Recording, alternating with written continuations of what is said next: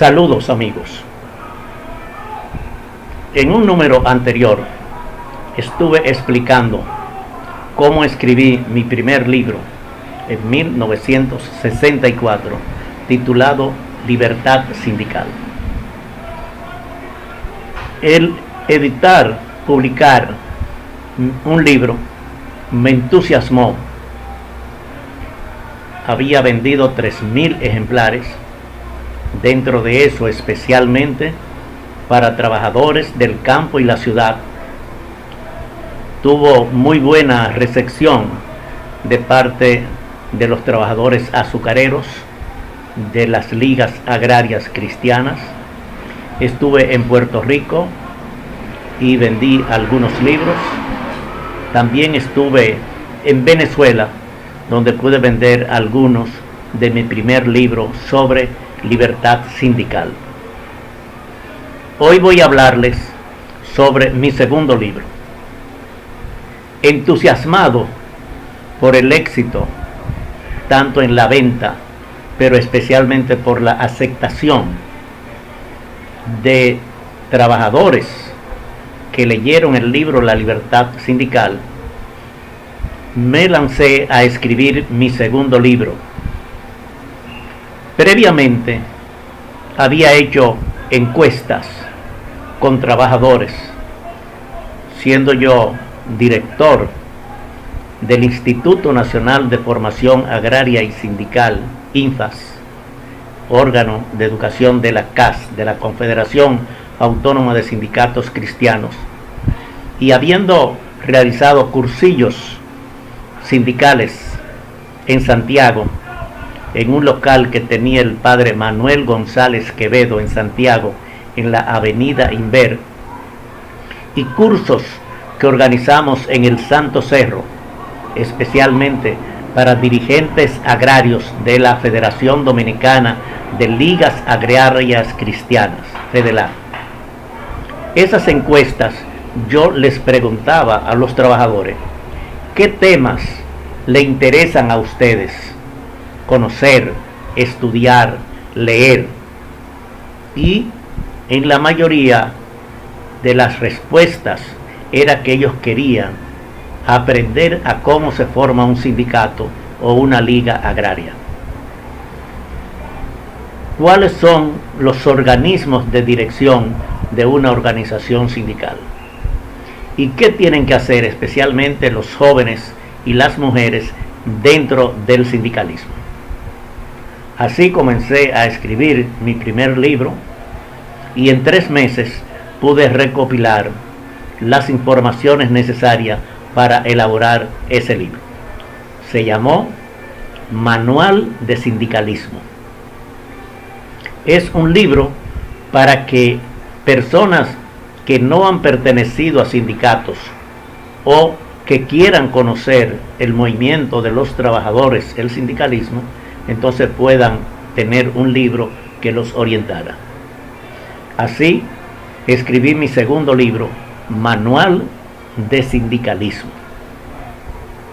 Este libro contiene, en primer lugar, una orientación de cómo formalizar un sindicato o una liga agraria y explica las bases fundamentales.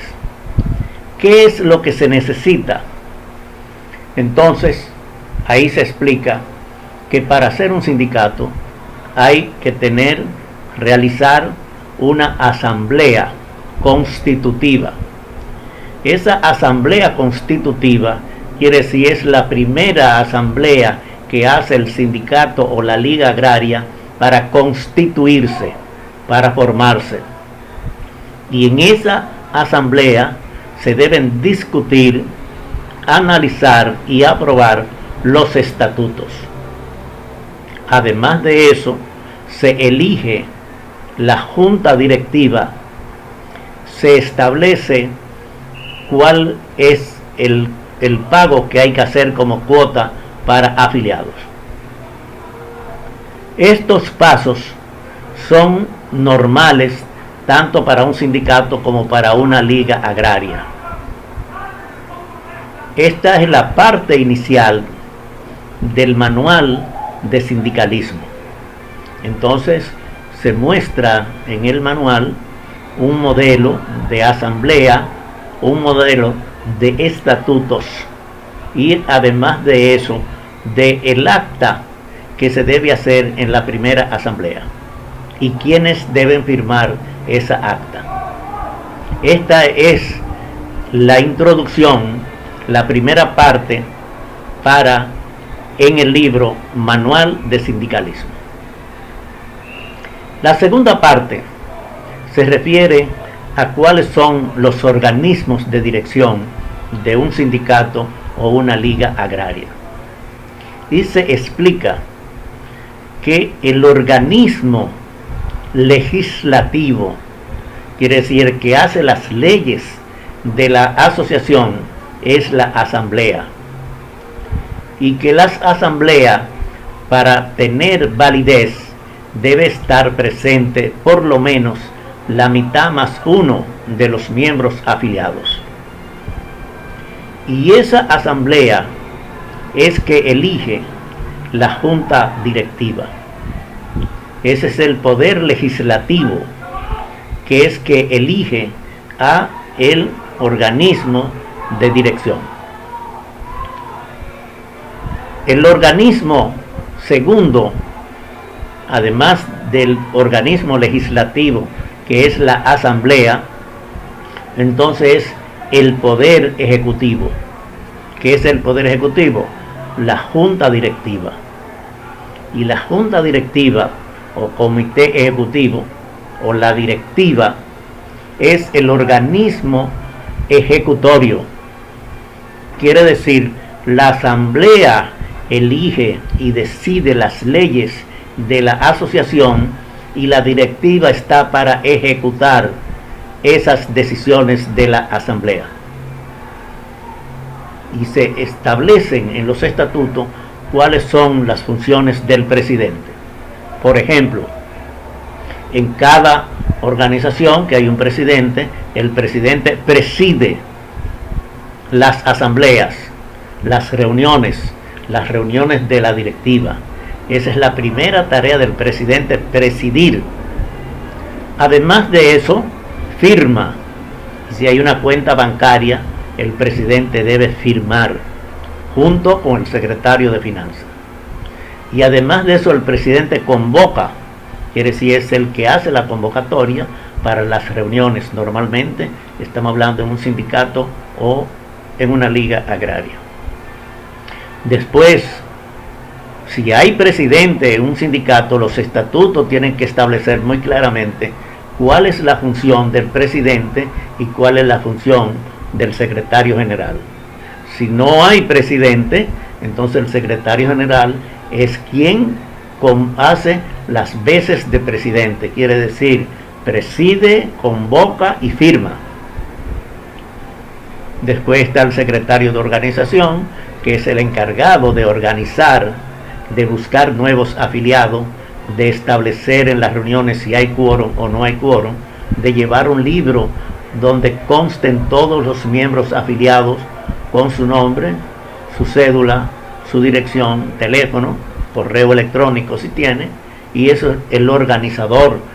Después está el tesorero o secretario de Finanzas, que es el que administra el dinero de la función, el que hace planes para buscar dinero de otras actividades y tiene que rendir informes de cómo están el dinero, las entradas, las salidas y los balances. Después hay un secretario de educación, que es el encargado de hacer los programas educativos, de educación, de formación. Un secretario de prensa y propaganda para comunicarle a los miembros lo que está pasando en el movimiento sindical a nivel nacional y además hacer la propaganda, las notas de prensa, llevar si hay página web, si hay un blog, si hay en las redes sociales, eso lo tiene que llevar el secretario de prensa y propaganda. Y así hay otros secretarios más, secretario de actas y todo eso. ¿Qué es lo importante? Que cada directivo tenga una función establecida y es un equipo encabezado por el presidente o el secretario general. Y después está el tribunal disciplinario. El tribunal disciplinario es un organismo para verificar si los miembros, cualquiera que sean los miembros, viola los estatutos o viola las decisiones del comité ejecutivo. El que sabe de política puede entender muy fácilmente los organismos de un sindicato, porque en la política tenemos un organismo legislativo, quiere decir las cámaras, diputados y senadores juntos constituyen el organismo legislativo, quiere decir su función es hacer leyes. Hay un poder ejecutivo que es el presidente con los ministros y los funcionarios que tiene para cumplir y hacer cumplir la Constitución, las leyes que deciden la Cámara de Diputados y Senadores, quiere decir el poder legislativo. Y después hay un organismo que fiscaliza, como hay en el tribunal disciplinario un sindicato, en la política entonces está la Suprema Corte de Justicia, están las cortes, están los tribunales, ¿para qué? Para vigilar que la Constitución sea respetada, que las leyes que hace el Congreso sean respetadas, y ellos son los que juzgan si las personas han violado o no esas leyes, si han violado la Constitución, y tienen el poder de someter a prisión o a multa a las personas que hayan hecho. Ese libro, Manual de Sindicalismo, es un libro hecho expresamente para eso, para que un trabajador entienda lo que es un sindicato, si es campesino, lo que es una liga agraria, de cómo funciona y lo que tienen que hacer los organismos establecidos en cada organización. El manual de sindicalismo también tiene el papel que deben desempeñar los jóvenes trabajadores. Es conveniente que haya un encargado de la juventud en cada sindicato que se ocupe de los problemas propios de los jóvenes, de cómo incorporarse en la organización, cómo participar en la directiva, irse preparando para el futuro, porque serán los futuros dirigentes de la organización. Y también el papel que juegan las mujeres trabajadoras dentro del movimiento sindical. Esto es el libro segundo que yo escribí, Manual de Sindicalismo, que es para orientar a los trabajadores sobre las cosas básicas. Primera, una organización sindical que no educa a sus afiliados tiende a desaparecer o a disminuir. Hay dirigentes sindicales que no se preocupan por educar a sus miembros, y por eso a veces pasan los problemas, que hay desprestigio del movimiento sindical, que no hay relevo en las organizaciones para formar mujeres y jóvenes que estén capacitados para desempeñar las actividades, los cargos y las funciones que se establecen en la organización. Este libro, Manual de Sindicalismo, fue el segundo libro que yo, una buena acogida entre los miembros de las ligas agrarias, de los sindicatos, de las federaciones y de la misma confederación. Y fue vendido también en Puerto Rico, en Venezuela, aquí.